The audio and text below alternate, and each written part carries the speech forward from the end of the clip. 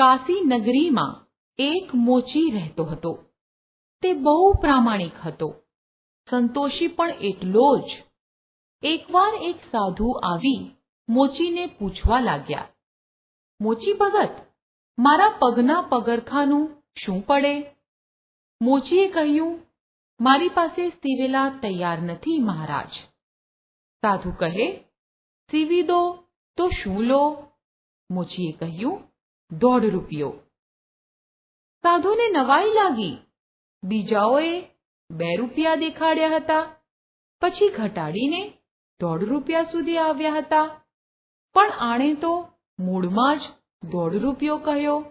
સાધુએ પૂછ્યું, 1.5 તો કહેવાનો, પણ લેવાના કેટલા?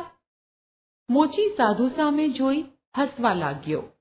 તેણે કહ્યું, જે કહેવાના એ લેવાના મહારાજ. આપની ઈચ્છા હોય તો બનાવો. સાધુએ કહ્યું, અચ્છા બનાવો. ક્યારે આપશો? મોચી બોલ્યો, પરમ દિવસે આ વખતે. સાધુ કહે, જરૂર હો, મારે પરમ દિવસે સાંજે જવું છે, માટે ઢીલ ન થાય. મોચી કહે, જાઓ કે ન જાઓ, પરમ દિવસે તમને આ વખતે જરૂર મળી જશે. પણ સાધુને મોચીના વાયદામાં જરા પણ વિશ્વાસ ન હતો. બીજા દિવસે વળી એણે મોચીને ત્યાં આંટો માર્યો. મોચીને પૂછ્યું, મોચી ભગત, કેટલે આવ્યું આપણું કામ? મોચીએ કહ્યું, બેફિકર રહો મહારાજ, વાયદો નહીં ચૂકું.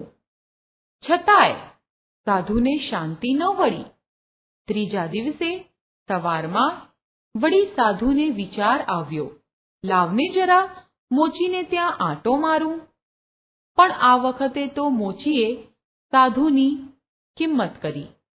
તેણે કહ્યું, મહારાજ, તમને માણસ પારખતા આવડતું નથી. આખી દુનિયા જુઠ્ઠું બોલે છે, એ જ તમે માનો છો. નાહકનું શું કામ ધક્કા ખાવ છો? સાંજે આવજો. જાઓ. સાંજે સમય પ્રમાણે સાધુ આવ્યા ત્યારે પગરખા બિલકુલ તૈયાર હતા. આ જોઈ સાધુ મોચી ઉપર બહુ ખુશ થયા.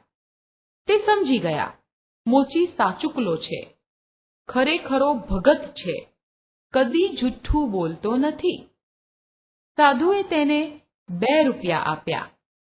મોચી પાસે છૂટા પૈસા ન હતા. તે પૈસા લઈને ઊભો થયો. તેણે સાધુને કહ્યું, જરાક ઊભા રહો મહારાજ, હું સામેની દુકાનેથી પરચુરણ લઈ આવું. સાધુએ કહ્યું, રહેવા દો ભગત, એટલા પૈસાની આપણા તરફથી તમાકુ પીજો. મોચીએ કહ્યું, હું તમાકુ પીતો નથી મહારાજ. તો આપણા તરફથી પગરખા સીવવા માટેની દોરી લાવજો. ના મહારાજ, હરામનો પૈસો મને ન ખપે. મોચી સામેની દુકાને પરચુરણ લેવા ગયો. સાધુ તો મોચીની ભાવના જોઈ એના પર ખૂબ જ ખુશ થયા. તેમણે હળવેક રહીને જોડીમાંથી પારસમણી કાઢ્યો. કોઈ જુએ નહીં એ રીતે મોચીના ઓજારોને પારસમણી ઘસી દીધો. બધા ઓજારો સોનાના થઈ ગયા. પછી તે મોચી પાસે ગયો.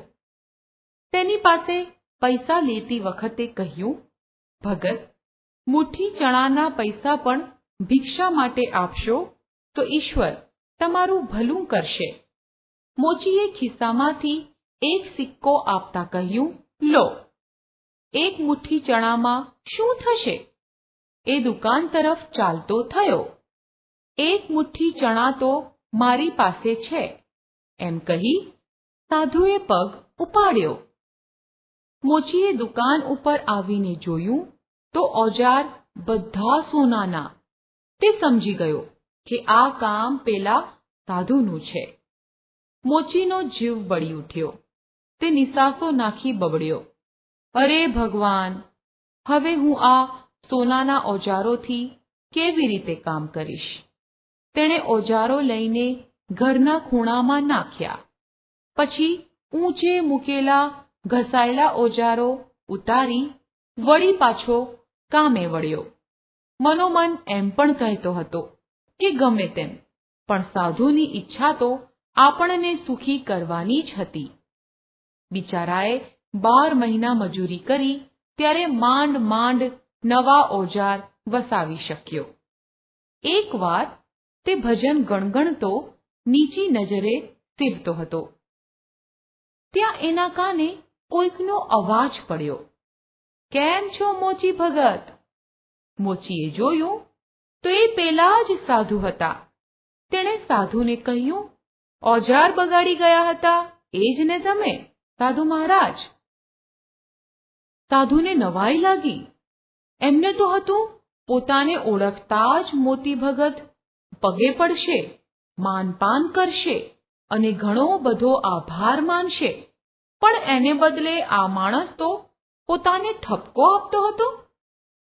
સાધુને વહેમ પડ્યો, આ બિચારો સોનાને પિત્તળ ધારી બેઠો લાગે છે. તેમણે કહ્યું, મોચી ભગત, ઓજાર બગાડ્યા નથી, સોનાના બનાવ્યા છે. ક્યાં છે એ? નાખી તો નથી દીધા ને? મને ખબર છે મહારાજ, સોનાના છે, પણ એ સોનું મેં મારા બાવડાના બળથી ઓછું મેળવ્યું છે. આવું મફતનું સોનું શું કરવું છે? આ પડ્યા ખૂણામાં તમે પાછા જ લઈ જાઓ. સાધુએ મોચીને શિખામણ આપતા કહ્યું, મોચી ભગત, તમને કશી ગમ નથી? સોનું વેચીને પૈસા બનાવો ને મજા કરો. આ કાચી દુકાનને પાકી કરો. કામ કરનાર માણસો રાખો, બેઠા બેઠા ખાઓ ને લહેર ઉડાવ. મોચીએ પૂછ્યું, ભગવાને આ હાથ પગ આપ્યા છે, એને શું કરું મહારાજ? નવાઈ ભરી આંખે સાધુ તો મોચી ભગત સામે તાકી જ રહ્યા. મોચીએ કહ્યું, સાધુ મહારાજ, ભગવાને હાથ પગ કંઈ બેઠા બેઠા ખાવા માટે નહીં, કામ કરવા આપ્યા છે. આ સાંભળી સાધુ બોલ્યા, મોચી ભગત, સાચી વાત છે. ભગવાને કામ કરવા જ હાથ પગ આપ્યા છે. હવેથી હું પણ હાથે કમાઈને જ ખાઈશ ને તમારા જેવો જીવનનો સાચો આનંદ મેળવીશ. સાધુ કોઈ ઊંડા વિચારમાં પડી ગયા હતા. પોતાના કામે વળતા મોચીએ સાધુને પૂછ્યું, કેમ મૂંગા થઈ ગયા? સાધુએ કહ્યું, હું મૂંગો નથી થઈ ગયો, વિચારમાં પડી ગયો છું. શા વિચારમાં પડી ગયા છો મહારાજ? મેં તમને કહ્યું એ ખોટું છે? તમારી વાત નથી, મારી વાત છે.